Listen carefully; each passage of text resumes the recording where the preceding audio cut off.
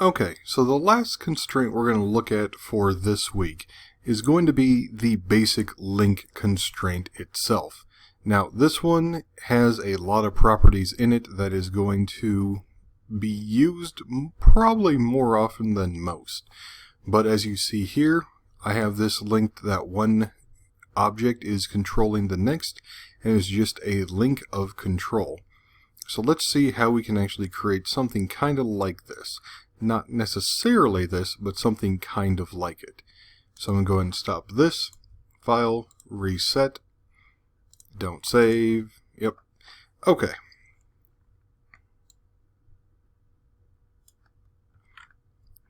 So for this, what we're going to do is go ahead and just make a few different objects.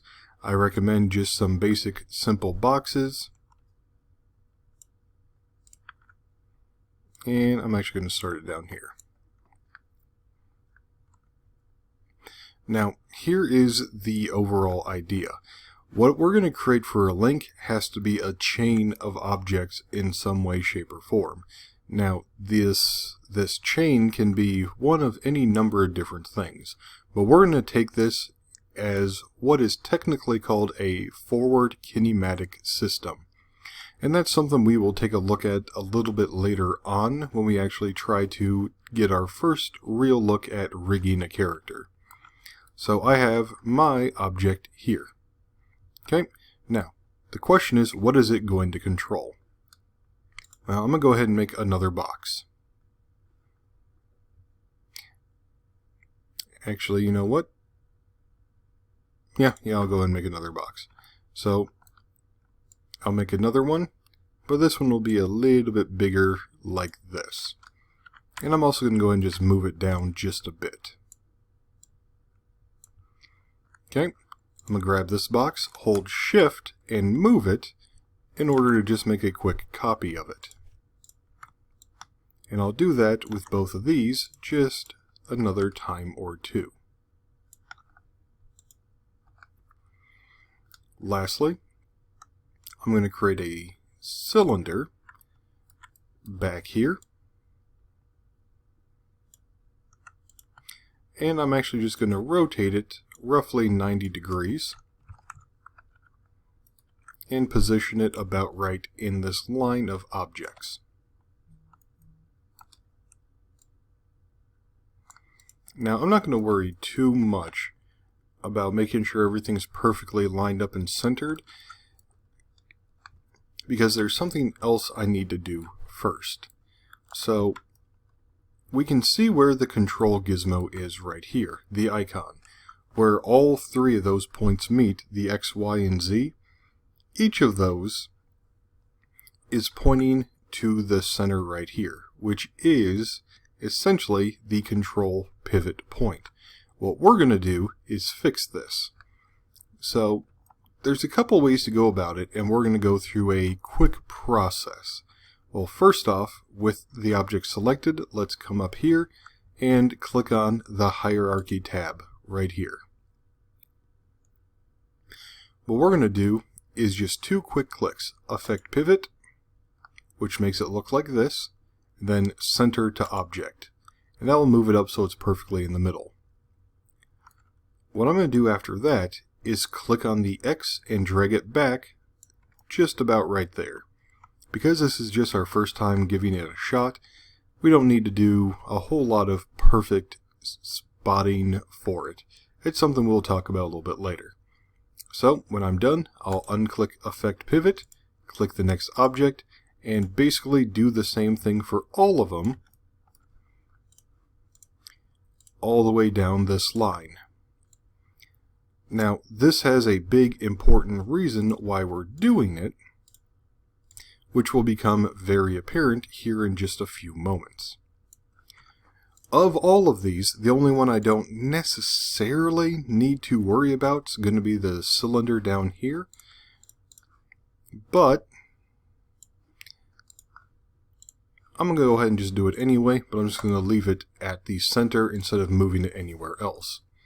So now if I look, the pivot point has been moved to that spot on each of these objects. Okay, so let's see what we can actually do with this now.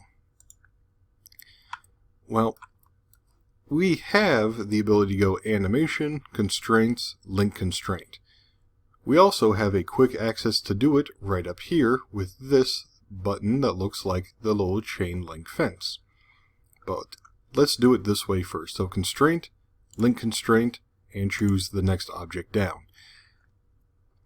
So the only reason why it's important to go through this way is if it's going to be more than likely the end over here, because through this option box we get this, a start time, where we can say the control of this object to this one won't take effect until this point.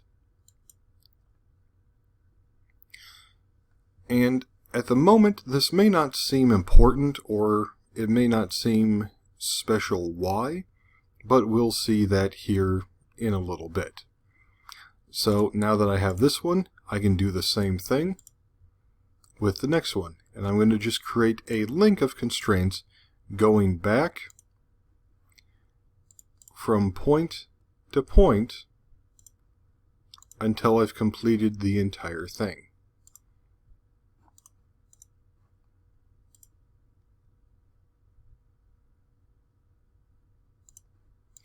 So, select the object, animation, constraint, link, choose the object.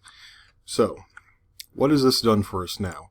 Well, this object, if I grab this one and I move it, it just simply moves. I'll hit Control Z to undo. If I grab this one, because I linked this one to this one, if I move this one, they both move. And so on down this line, all the way until this part back here. Well, it's more than just move, because we also have, move, rotate, and scale. So if I use rotate, I rotate everything, but they each have their own individual controls that they can use at the same time.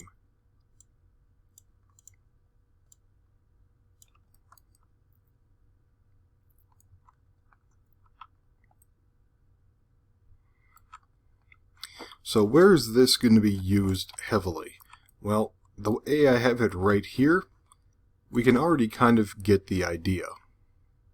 So what I'm going to do is create 2 more boxes, just some small ones.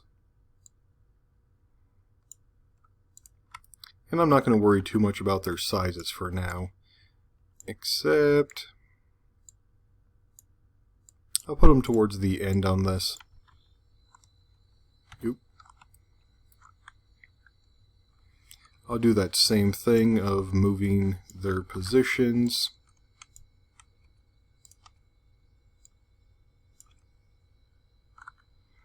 I'll scale them up a bit. And here's where we can really see this go into work, because this one object can control both of these. So I will go ahead and just do the quick link and put them like this. So now, once again, if I move this, everything moves.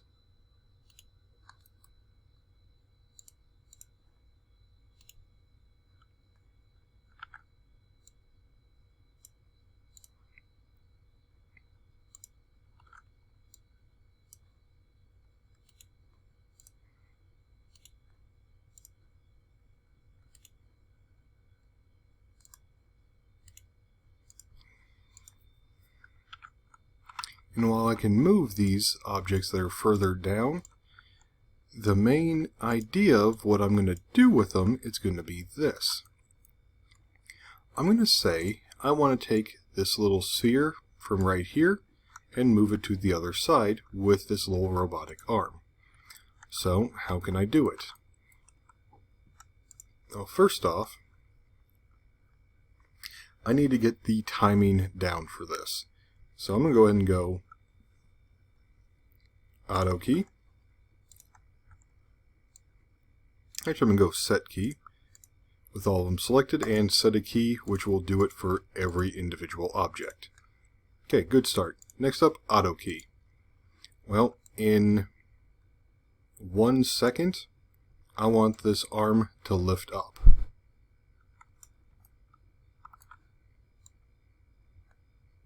Okay. And I'll just actually, you know what, go set key for the next little bit. Then, in another second, I'm going to have it rotate this way towards the sphere and set the key.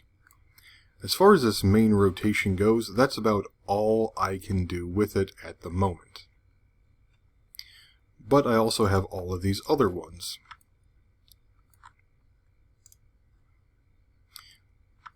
Well, here's the next issue. I can't easily just like grab and move it like this, because if I try to use these, I can't really grab it very easily. So, what I can do instead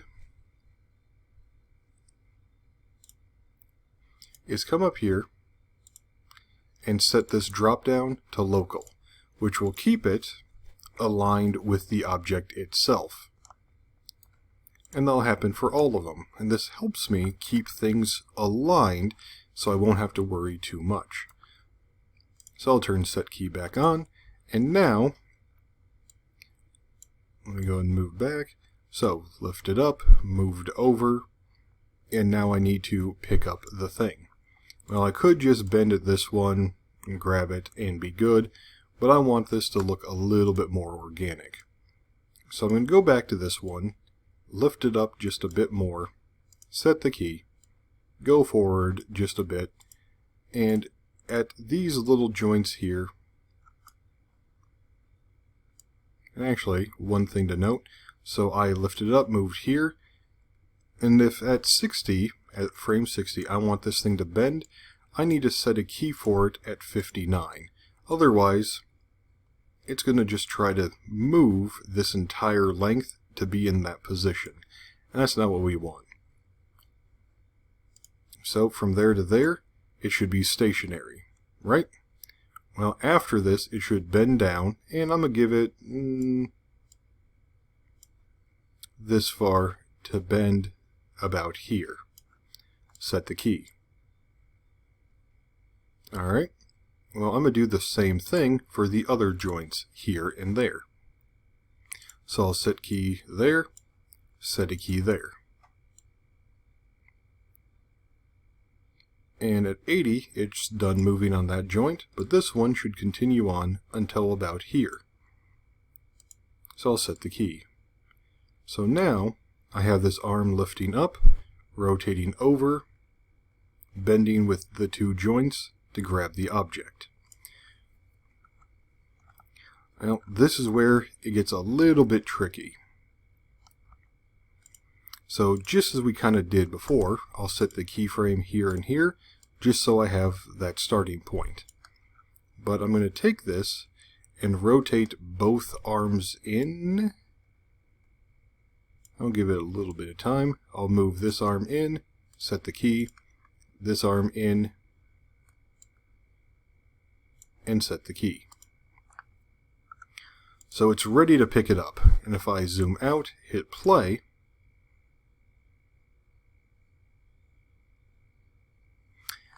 I sped it up a little bit just to finish in this time frame, but more often than not, we're going to want to take it a little bit slower.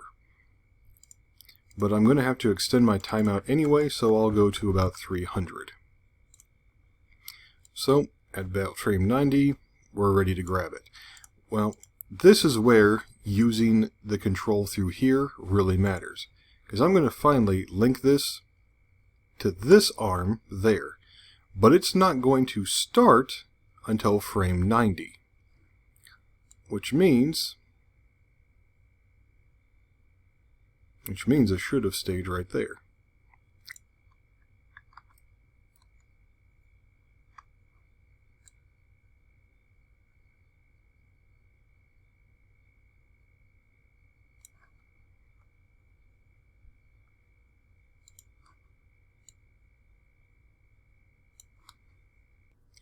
So why is it doing this?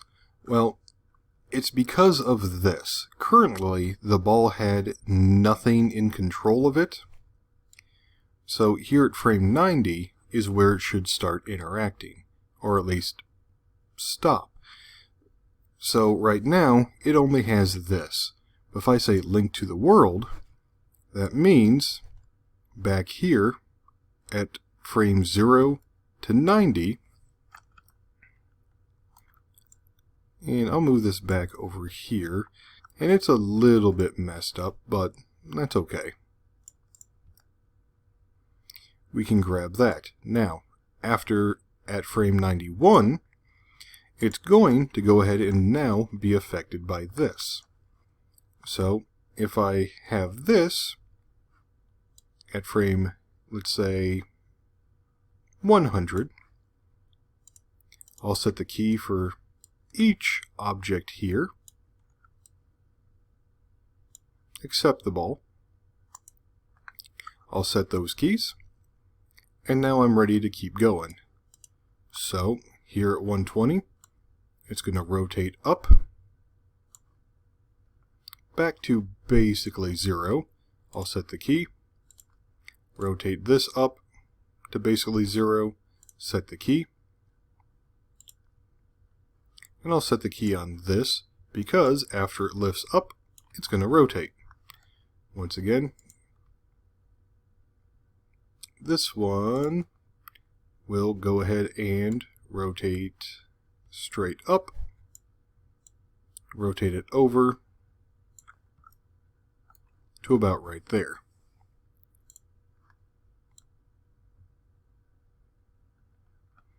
So I'll go back to the start, hit play, lifts up, grabs the thing, lifts up, rotates back. Well, now we kind of need to do the rest of it. So its rotation will just continue on over here, about 45 degrees. Set the key, which, once again, set them for all of them right here. Grab this, go forward, rotate down, set the key, rotate down, set the key, rotate down, set the key. Now this last one is kind of doing it all at once, and that's kind of just how it is. Well, some of this is going to be a little strange through here. Number one, because of the order that I did stuff, and second, because this one joint is moving on 2 axes at once, which isn't a problem per se, but it can be a problem if you aren't careful. So I'm going to link to another world right here. So the ball will be linked now, stays linked, moves, keeps going, and unlinked. So now when I go here,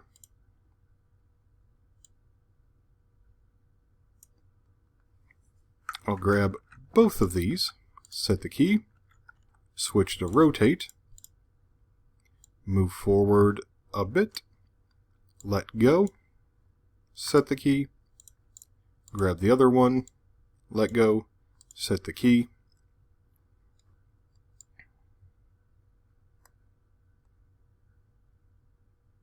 so grabbed it, moved it, let go. Once again, I'm going to select everything, set a key just to be safe,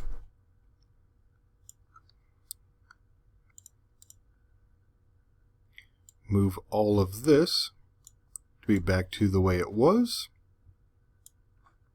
set the key, set the key, set the key,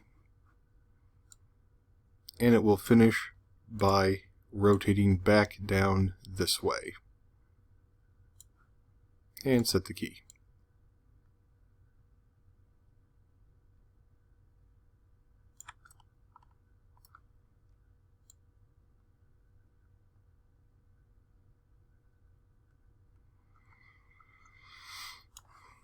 So I'll hit play, and we can see it do everything it needs to do.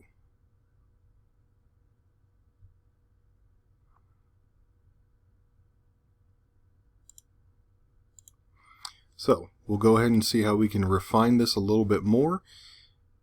But for the overall concepts for the link constraint, this is all there is to it.